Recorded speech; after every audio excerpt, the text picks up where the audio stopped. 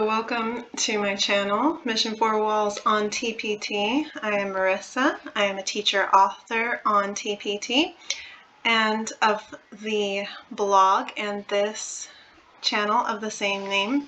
Today I want to go over with you how I do things in PowerPoint to Google Slide. Specifically, I'm going to show you how to duplicate a slide, how to save a slide as an image, which is very helpful for when you want to really lock your background and not have too many moving parts. This is specifically for, say, teachers or shared working documents in PowerPoint where you don't want too many things to get moved around and wonky. You want to focus on just the text sections.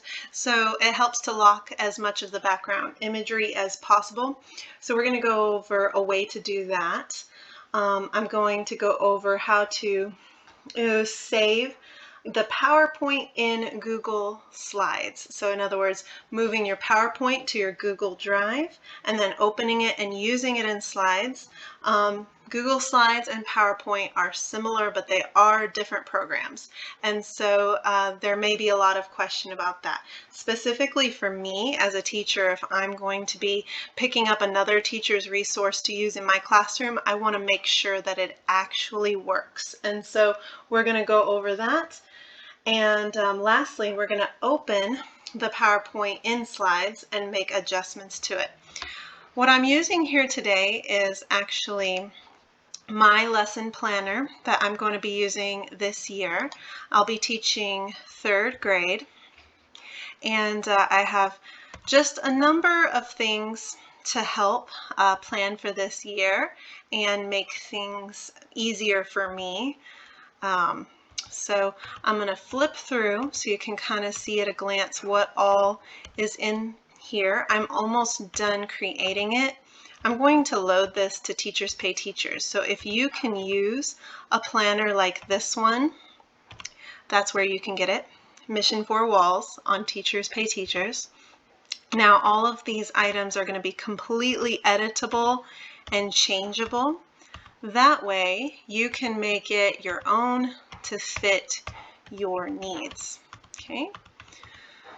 So I'm going to come over here and use, let's see, this last page and show you how to duplicate a slide. It's very simple. Come over to the left-hand column where you see all your slides at a glance. Right-click and click Duplicate Slide. So now I have a second copy of this same slide. Okay. Now what I'm going to do, and I'm going to do it on this slide as a practice because again I want whoever uses this after me to be able to edit these items. But let's say I want this to be fixed. I don't want any editing to take place.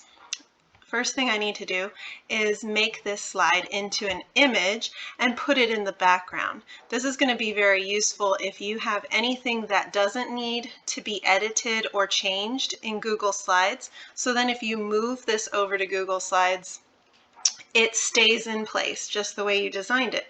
Now, the caveat is if you have items that are text that you want to be able to edit later, then you don't want that part of the background image. But if you'll follow along with me, I'll try to find a good example for that so you can see where I'm going with this. But let's just start here.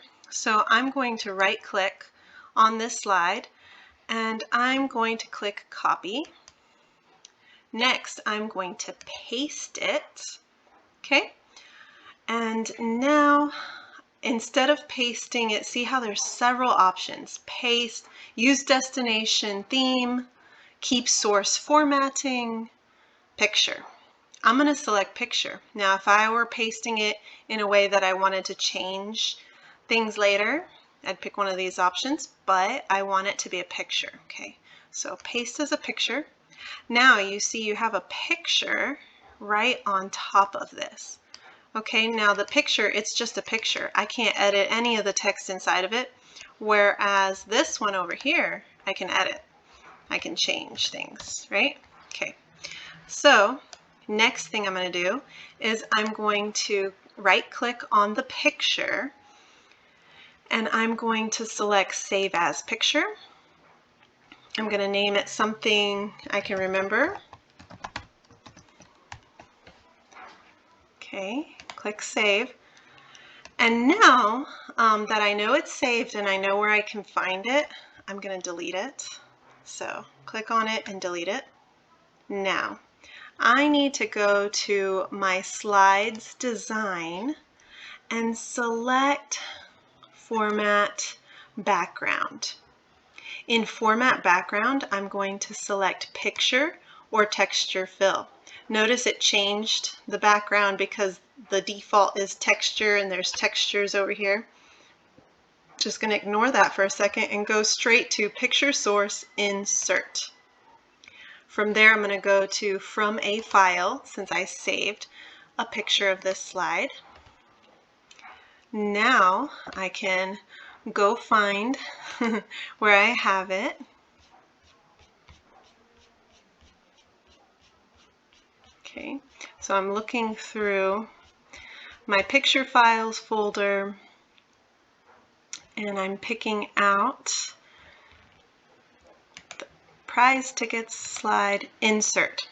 Okay, now it looks the same as it did before, right? Except, check this out. If I click into, because what I did was I took the image of this slide and put it in the background of the slide itself. So we have this text right layered on top of it. So watch what happens when I delete something. Oh, it's still there because of the picture image of it in the background. I can actually click on this box and delete the whole thing. Now it's gone. And when I click around in here, like this is the background of the slide. It's no longer, you know, an editable text, okay? So this is good if you want it fixed and unchanged, because then when you move over from PowerPoint to Google Slides, the text isn't going to get all moved around and looking weird. It's going to stay just as it is, and that's what you want for certain situations. Now I can also go ahead and insert things into this. Let me just do something simple like a little icon or something, or text, or you know, anything. Okay, I'll do this little acorn, insert. Okay, so I can put little pictures and things in there, okay, and that's totally editable. Same thing if I inserted a text. If I wanted anything different, I can layer anything over top of what's there as the background image. Okay, so I'll go ahead and take this off. I'm actually going to delete this slide because I don't need it. Again, I want all of this fully editable. Now let's say, for example, I'm going to duplicate another slide. Let's try duplicating the class jobs slide. Okay, so let me do duplicate slide. Okay, now I have a copy of it. On this extra copy of it, I'm actually going to get rid of all these text boxes. Or maybe, yeah, I'm going to get rid of the text boxes. Okay.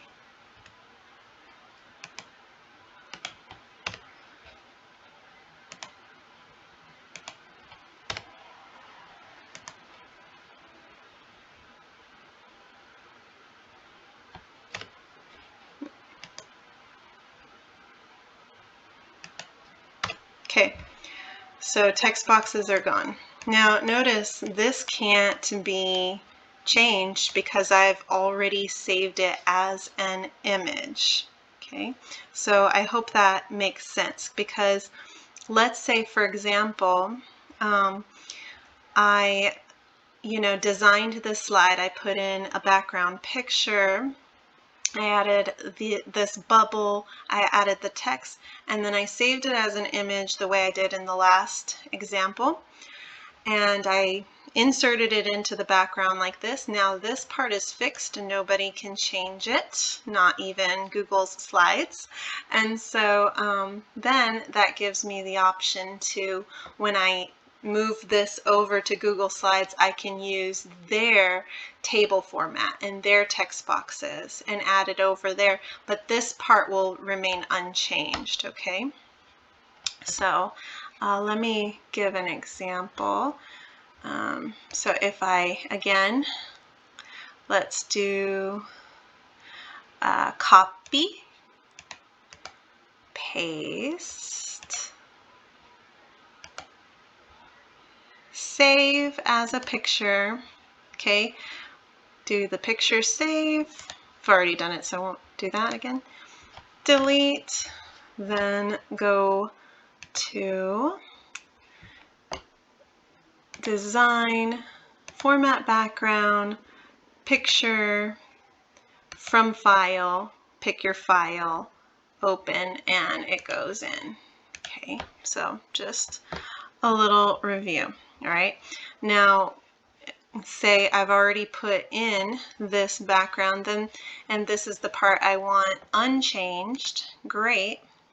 So then what I'm now able to do is add tables, change them, move them around, add text, okay, and so forth. All right, by the way I'm going to use this in my class is I'm going to print it out, put it on the wall, and then use the clothespins. You've probably seen that on Pinterest, right?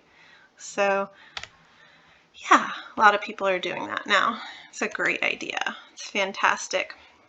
So in my resource, you'll be able to come in here and change the jobs, change these boxes. You can change it all to fit your needs, okay? Same with behavior log. Notice if I click in here, I cannot change behavior log, but if I click in this box, I can add text, okay? So that's how I did that, okay? Next step will be to open this in Google Slides and see what stays the same and what changes. Okay, now I am in the Google Drive.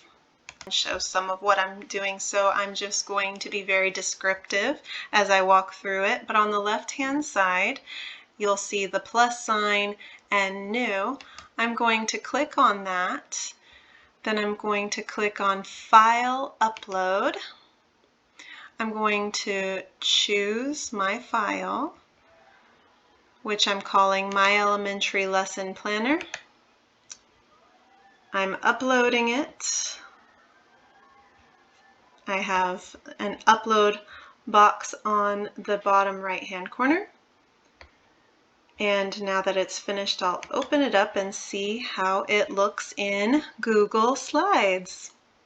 And we're going to find out what changes and what stays the same. Okay. Now the reason this is important to me is because at home I use PowerPoint on my personal computer. I have more creative control with it. I like it.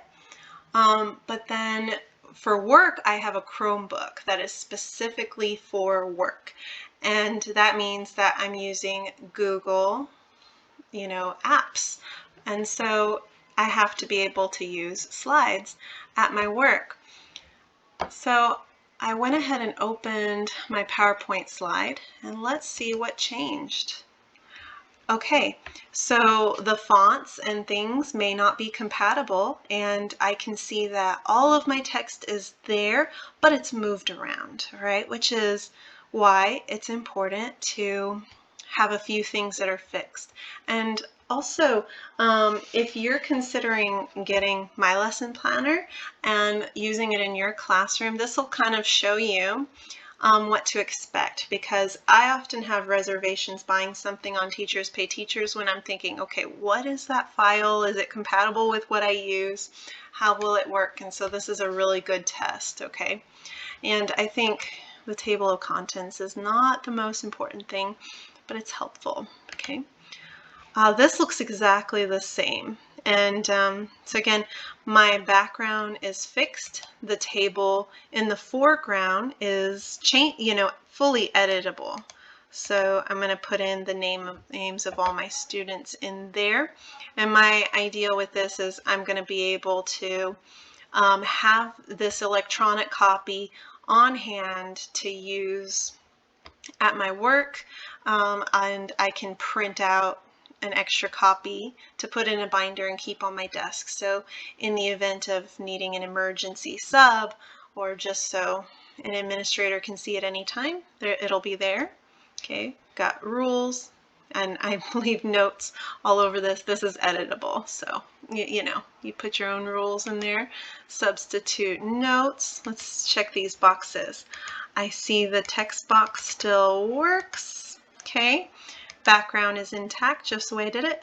Same here, the text boxes fully editable, which this is great to see. Not much has moved around because a lot of my decorative stuff and preferred fonts and things, I made it an image and put it in the background of the slide. So once I moved PowerPoint to Google Slides, it didn't change, it stayed the same.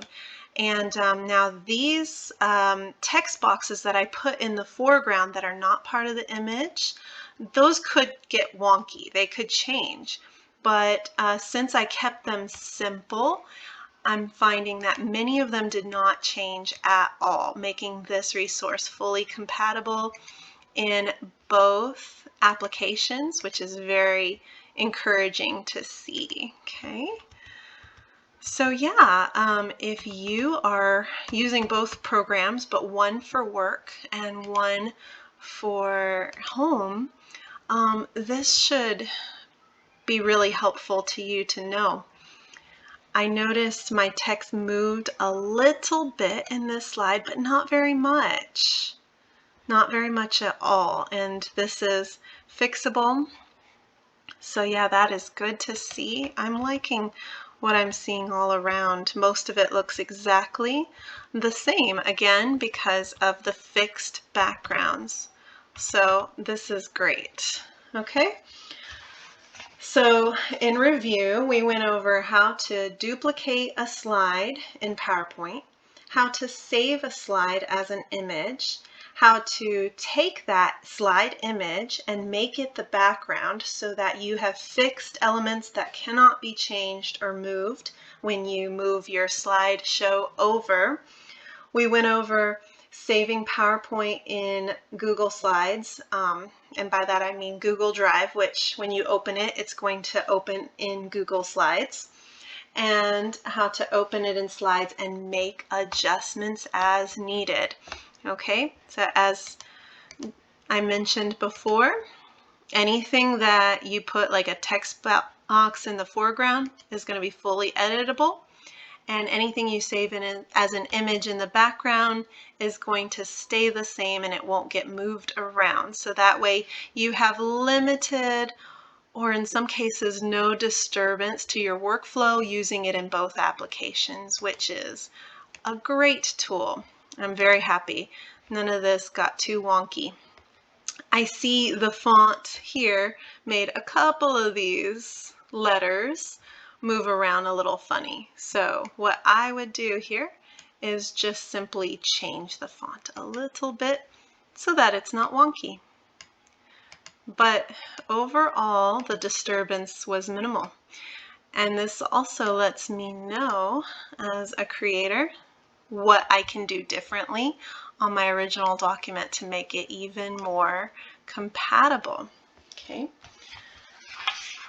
So we're going to close this video out by going over the planner one last time in PowerPoint and how you can use the features such as duplicating slides to your advantage and to help with your workflow. Okay, so in this planning document, some of these items I just need one copy of, but some I need multiple. Okay, so we got our schedules, the months, these are all okay, but what I'm specifically after for making adjustments to is things like this, the daily lesson plan. Okay, so what I will do is hit duplicate slide for as many days as I need, and I will add the date in there to keep track of that. Another thing I can do is actually copy the slide, just copy the whole thing and paste it in a new document. Let's do that now. Now let's paste it in here, but we're going to keep the formatting because we want it exactly the same and editable, not a picture. And so in this way, I can leave the other lesson planner as kind of a master overarching planner, if you will, and then make this one separate for specific weeks or specific months of the year. Because when you add up the days, I mean, you could put all of these daily lesson plans in that same planner. You can keep it all in one space, all your eggs in one basket. It can be done. However, there's 180 days in a school year, so maybe you don't want to do that. Maybe you want to divide them up, and this is how you do it. And then you just save and name your file, you know, what you want to name it, maybe by the week, August 22nd or something, you know, which I'm not going to do right now, but I want to show you that that's something you can do.